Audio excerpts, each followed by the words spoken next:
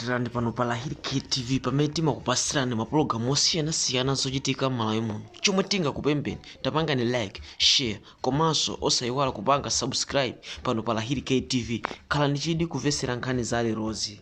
Muphunzirepo kenakaka. Nkhani yoyamba ya lero ya McFarlane Gwirinji omwe wapanga hack page ya Prophet Austin.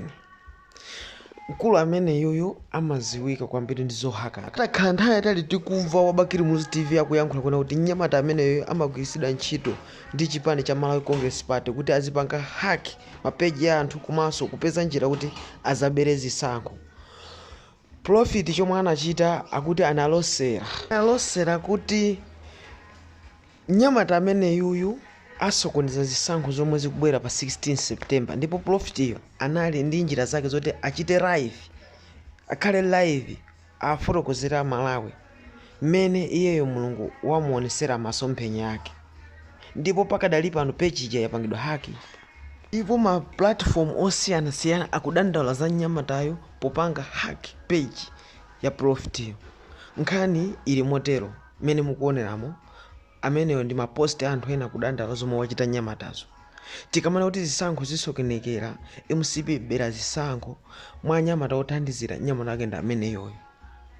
Ndiye ndingokupasani live yomwe analowa Prophet iyo yomwe yatira panjira adapampangidwa hack. And he is going to regret. He is going to regret. That says the Lord. Ndinakusankha kupatula ndikukuika kutsogolera anthu anga.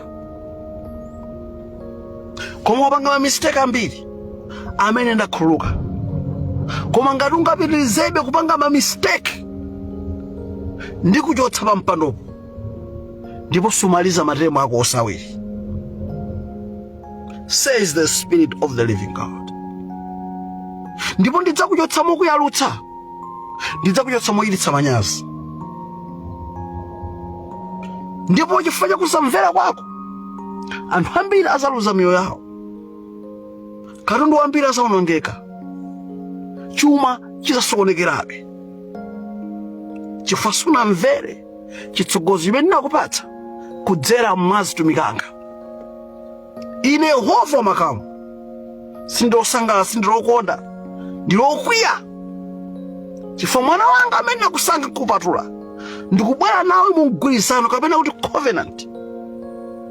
Wataya njira yako ndipo watsata kuopa anthu amuchipani, watsata kuopa anthu oneka ngati chipanicho nchakunyumba kwawo. Wasankha kumvera mauphungu, zitsogozo zopanda kutsogozedwa ndi Mzimu wanga woyera. Ndipo ine Mulungu amene nakuyitana ndakwiya nawe mwana wanga. Chonde mwana wanga ife ndakulena ndine, usalole kuti mkwiyo wanga upitilire chifukwa zakuvutikitsa anthu osalakwa, uzapesa anthu osalakwa, uzawalongetsa zinthu zochuluka. Chonde mwana wanga ndikuyankhula ndikuyitana kunena kuti bwerera numvere mawu anga. Ndipo ine mu Yehova wamakamu amene nakuyitana iwe Lazaro ndizadzuka kukhukhulukira ndi kukhulukira dziko lako. Ndizatambasula mkono wanga ndi kukhuza dziko lako ndipo lidzachira. Chuma chidzabwereranso, anthu adzakuyamikiranso, anthu adzakukwezanso. Ndipo azanena kuti president sikoma ameneyo nanga paja pazimavuta pati. Akutero Yehova Mulungu wamakamu amene akuyitana iwe. Chonde Amalawi tendipempherera atsogoleri athu.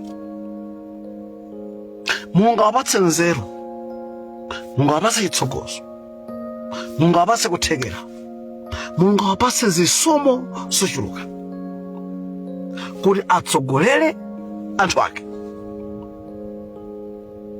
Mulungu amawakonda Dr. Lazarus Chakwera ndipo sakufuna achoke pa mpando. Koma Mulungu akuti ngati samvera, Mulungu alibenso chisankho koma kuwachotsa mochititsa manyazi kwambiri. Upasani live yomwalo wa Nyamatayo atapanga hack page ya Profitiyo. Mukhalepo mpokuti muonere nkhani yonse pano.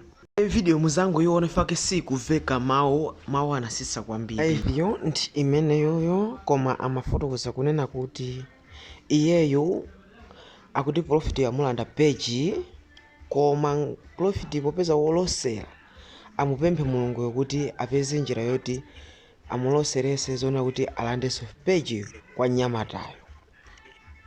Yale ichikoloko yo 30 minutes is big time. Someone can do some other work.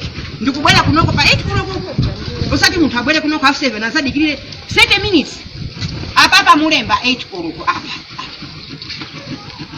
apapa mulemba ko 8 koloko not half 7. This was the wrong time. My friend, take care of yourself. You know what time I come here? Apapa mulemba ko half 7. Uyo officer wako uyo aliwobloga taking you one. Apapa usaoneke kuchenjera. You actually, if you are one of them, then you are very foolish. Uyo mfano wanatuma separate koloko. So why did you send that wrong information to public? Why did you write there? Why did you write there? Half 7. Then go and ask your fellow officer not him. Apapa tunalemba half 7 and tomorrow zatima separate koloko. Ndala kwa sana I will not write there. You will write the right information. One. You write the right information there. 8 o'clock. Iwe. Iwe just me here now. Stay higher kabata. Can taxi. Wait. One. Then unena kuti. Iwe. You are very foolish. Akitotapuyane simene mkutika leo kada ndola familia leo. You are very foolish. You know what I'm going to do now? Ukanda ndala tindacho samala ndafufutira popo mara matu dandaula utantwa bwana tu yaje baba. Stupid Malawi yani. You are a very dumb 66 one. You are supposed to